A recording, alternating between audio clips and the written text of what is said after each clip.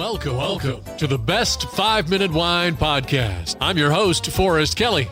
From the seed to the glass, wine has a past. Our aim at the Best 5-Minute Wine Podcast is to look for adventure at wineries around the globe. After all, grape minds think alike. Let's start the adventure. Our featured winery is... Hello, this is your captain speaking. Welcome to Juergens Airlines. We hope you enjoy your flight to the Kingdom of Bhutan in the Himalayas. Bhutan is sandwiched between two countries, India and China. On our flight this evening is Michael Juergens. Michael has helped plant vineyards at 9,000 feet to start the first winery in the Kingdom of Bhutan. So sit back, relax, and enjoy your flight. Remember, if we have a bumpy landing, it's not the captain's fault. It's not the co-pilot's fault. It's the asphalt. Hi, this is Mike Juergens. I'm the author of Drinking and Knowing Things and a number of other wine books. I also founded the wine industry in the Kingdom of Bhutan in the Himalayas, and I'm a Master of Wine candidate. Okay, Michael, we'll get into each of those credentials, but first, just doing a little bit of research on the Kingdom of Bhutan. They have 5,400 species of plants compared to 17,000 here in the United States. They were one of the first countries to ban tobacco use. Archery is the number one sport. Healthcare is free.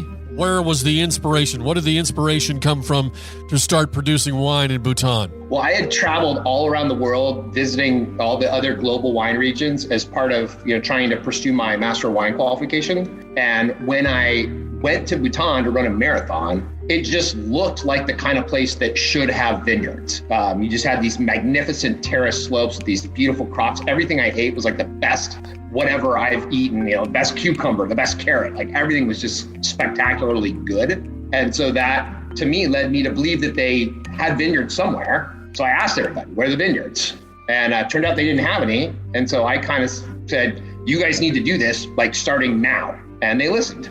They listened to you, so you must have been very persuasive and shown them the potential of what could be, right?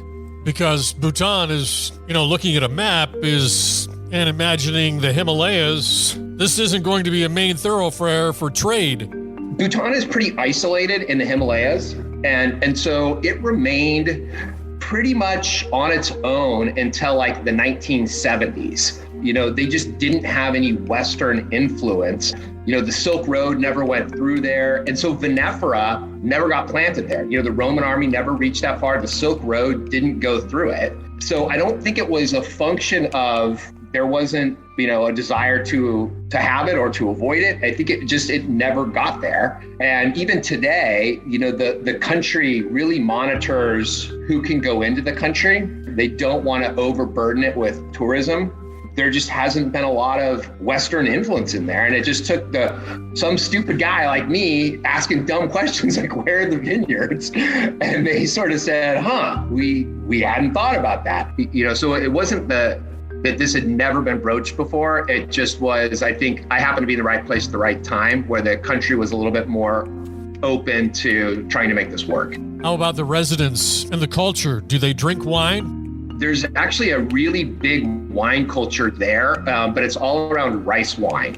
And so each family makes their own special recipe, secret guarded family recipe for their rice wine, which they make in their kitchens. And it's considered to be very traditional. You show up at a Bhutanese person's house and they share a bowl of their rice wine with you. It's called ara. And the traditional way it's served, they serve it in little bowls, hot, and they put an egg in it. And so you get little pieces of egg floating in this little bowl of wine and you drink it. And they also import some bulk wine from places like South Africa and India, and they bottle it and they sell it locally. So they have a culture of drinking and enjoying wine. They just have never produced it themselves from vinifera. Is it really as mountainous as one might imagine when you hear the word Himalaya? It's very mountainous. Some of the peaks are, obviously the ones we hear about, the 28,000, 27,000 foot peaks. But then there's a whole bunch in the sort of 18,000, 15,000, 9,000, 6,000. I mean, it's all hills, which is kind of cool for growing grapes because grapes like hills. Thank you for listening.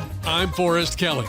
This episode of the Best 5-Minute Wine Podcast was produced by iHiza. If you like the show, please tell your friends and pets and subscribe. Until next time, pour the wine, and ponder your next adventure. Hi, before you go, we have exciting news. The Best 5-Minute Wine podcast has teamed with a breakthrough technology and added a new feature on our website that's bound to elevate your podcast experience. Here is where we need your help. Trying to remember something from an episode? Don't worry. Search for it, and we will find it for you. Have you ever thought you could just ask questions and chat about the episodes as if you were talking to me? Well, now you can. That's right. Our episodes are now interactive, and they're waiting to have a conversation with you. Jump into a chat with our podcast, and let's get the conversation started. Try it out and tell us what you think. Click on the banner at the top of the website, thebestwinepodcast.com, to try it.